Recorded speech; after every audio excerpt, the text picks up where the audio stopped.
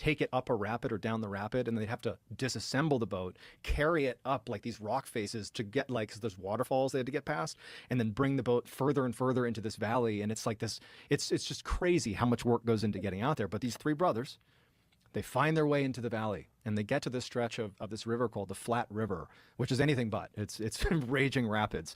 But there was this little embankment against this huge forest and like mountains off in the distance, and they made their camp there, and there's no one around. I mean, this is pristine wilderness, and they start sifting, sluicing for gold, and it's just fucking gold everywhere. It's like the sand is gold. There's gold everywhere. They find so much gold, and they can't believe it. They've struck it completely rich here.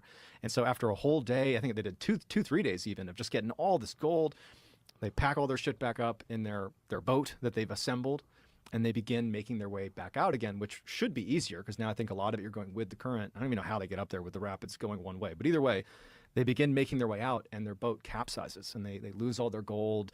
The boat breaks up. They narrowly are able to salvage the pieces, and they come ashore and they build their boat again, and they're like, oh my gosh, we've lost so many supplies. Like this is horrible. You know, the best we can do here is leave and come back with more supplies because we know there's gold here. Like this is devastating, but no one's going to be here. We can come back.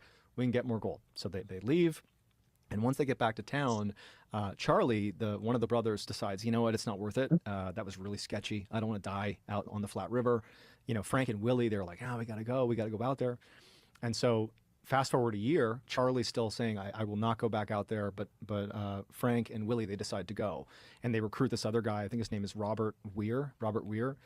And so the three of them go back into the valley to strike it rich. And, you know, Charlie is aware that they're going out there. He's staying back, but he knows they're going out. He knows where they're going because he went there with them.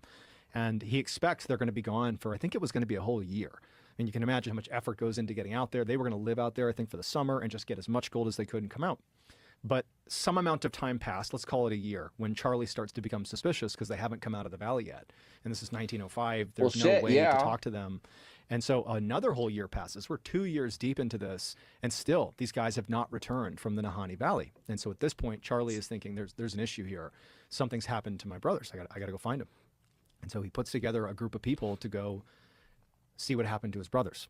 And so he makes his way, he starts getting into the valley, and he reaches this stretch of, this is just to give you a mental image of where he's going, to get to that segment of the beach where they had been 2 years prior when Charlie was with them, because that's where he's assuming they're going to be. They had to pass through these canyons. There's 4 canyons that go, I think it's Canyon 4, Canyon 2, 3, 1. They're all just called Canyon 1, 2, 3, 4, but they're staggering. I mean, just visually, these are just ominous places. There are these stretches like